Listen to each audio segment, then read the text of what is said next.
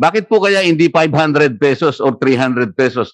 Considering that we are paying Red Cross, 6 billion pesos po ito. Bakit hindi po nila ibigay na lamang testing up cost? Is the DOH undertaking a study on the cost of this testing, Mr. Secretary? And this particular item was initially inquired upon. I'm referring to the 42.4 billion peso transfer DOH fund to PSDBM,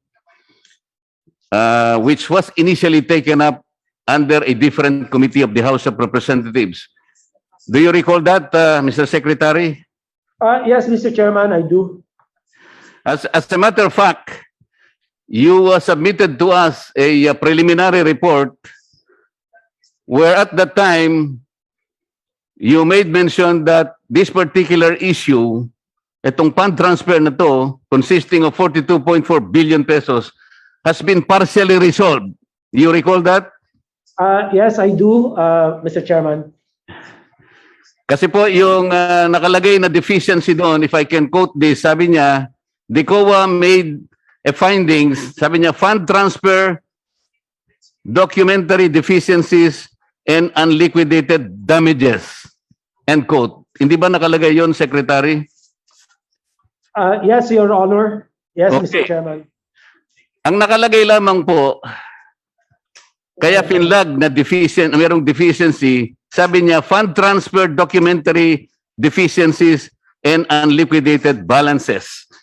In that particular report that you submitted to us 1 month ago, you contested that finding, telling COA that a MOA is not necessary under a particular rule of the GPPB. Do you recall having said that? Exactly, Mr. Chairman.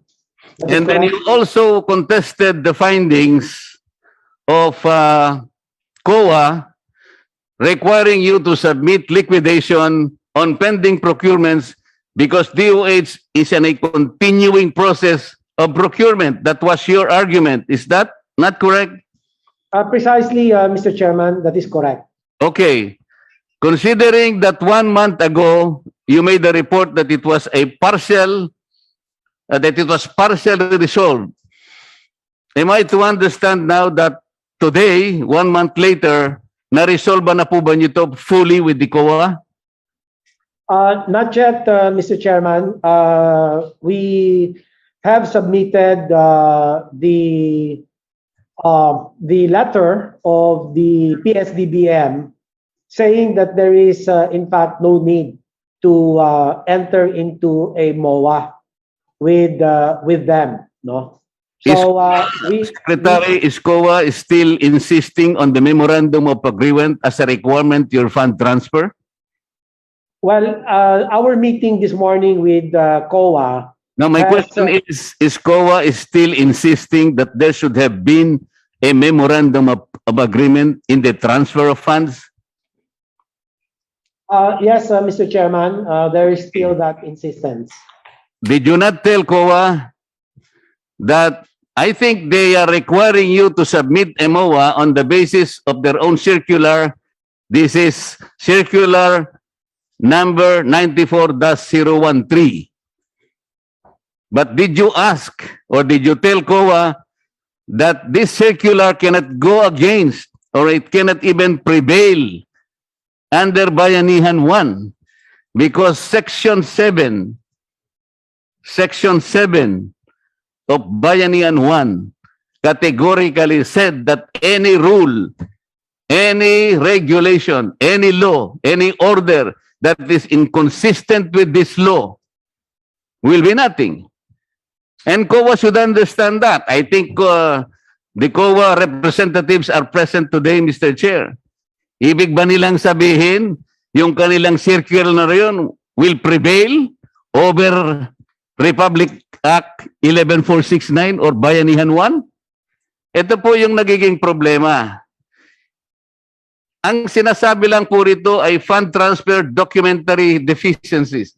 Wala pong deficiency rito because they cannot insist on their circular, Secretary Duque. because their circular cannot prevail against the law that Congress gave the executive department in order for you to procure the supplies expeditiously and at the time you needed them most. Sa makatwid, wala talagang corruption dito because even the COA said ang fund transfer lang na deficiency is only centering on documentary deficiencies. It's only a matter of documentation.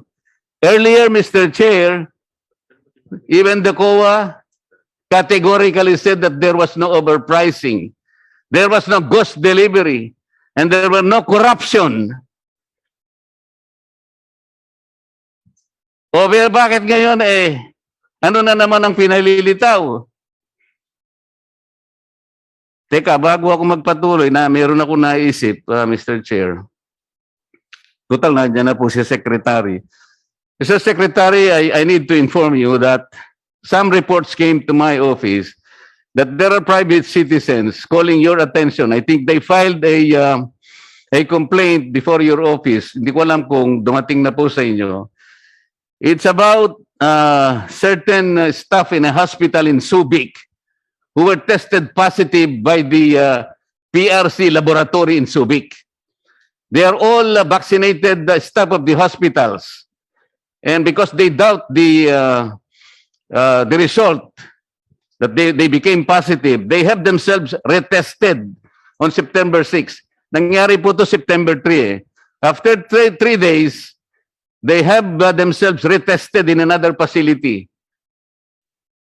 And 44 out of the 49 false positive, Mr. Chair, nag-negative silang lahat. Meaning to say, there is about 90% error in the laboratory of the Philippine Red Cross in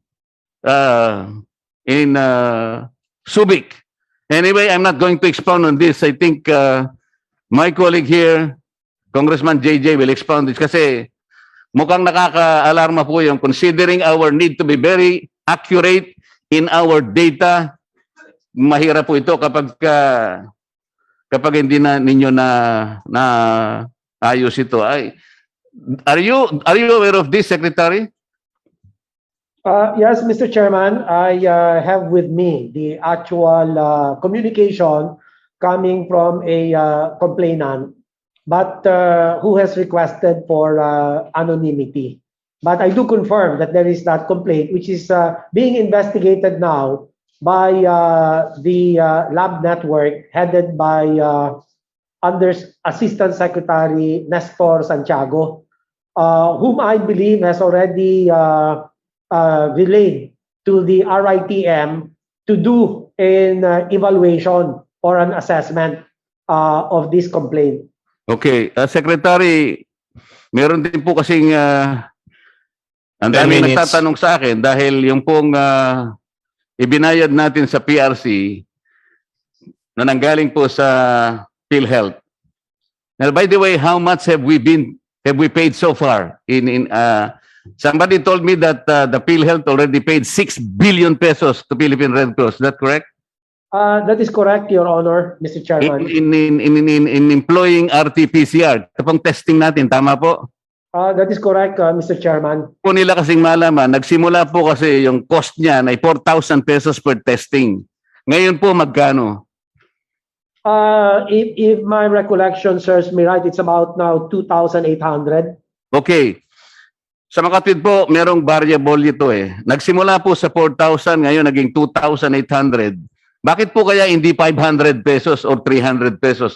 Considering that we are paying Red Cross 6 billion pesos po ito. Bakit hindi po nila ibigay na lamang testing at cost? Is the DOH undertaking a study on the cost of this testing, Mr. Secretary? The costing formula of the PRC is something that is out of the purview of the department, but we do have our own costing, and their costing is well within the formula that the DOH has established for private and public laboratories. We can send you the costing formula for this, Mr. Chairman. Eh kasi po, kung hindi naman natin makita kung paano nila kino-cost, maybe we can compare the cost of the cost in DOH itself or the cost in other private companies para makita naman po natin kung pareho lang. Kasi yung 4,000 pesos, they started with 4,000 pesos, ngayon 2,800. We need to also see whether or not the costing is based on reasonable terms. Kung hindi naman po, I know PRC is non-profit, non-stock.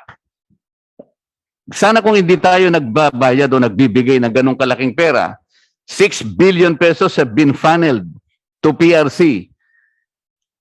Kailangan po siguro merong way para malaman natin that they are administering the test at cost. Tama po? Yes, Mr. Chairman, we will just send promptly the costing formula and to show the price cap or the testing fee ceiling that the DOH together with the DTI has formulated for both public and private. Kasi iba-iba pong sistema, iba-iba din pong mga variables, no? So halimbawa, ang isang laboratory kung government, no, ito po sa public ang plate-based testing ay nagkakahalaga ng 2,800 pesos for public. Ito yung price cap for the cost of RT-PCR testing. Sa private naman, price cap for cost of procedure is 3,360. Kung meron naman price cap for home service, may karagdagan 1,000 pesos po. This is for the plate-based RT-PCR testing. This is the latest costing or fees that have been established by both DTI and the DOH. Sige po, pero inaasahan namin na siguro magkaroon tayo ng mechanism para makita natin kung yung testing costs ay tama lamang po doon sa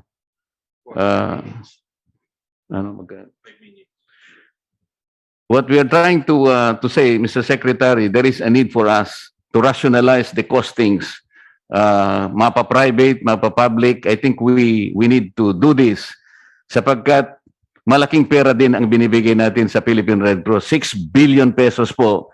Sa nakikita ko naman, hindi naman dapat siguro ganun kalaki unless they are able to justify. But the only way for them to do this ay makita natin yung costing, Mr. Secretary. I know they're trying to help, pero kailangan din nating ma-rationalize yung pondong binibigay natin sa kanila. Salamat po, Mr. Secretary. I hope you can find time to look into this also. We will do, Mr. Chairman. We will do. Certainly the investigation has commenced. Thank you. Okay.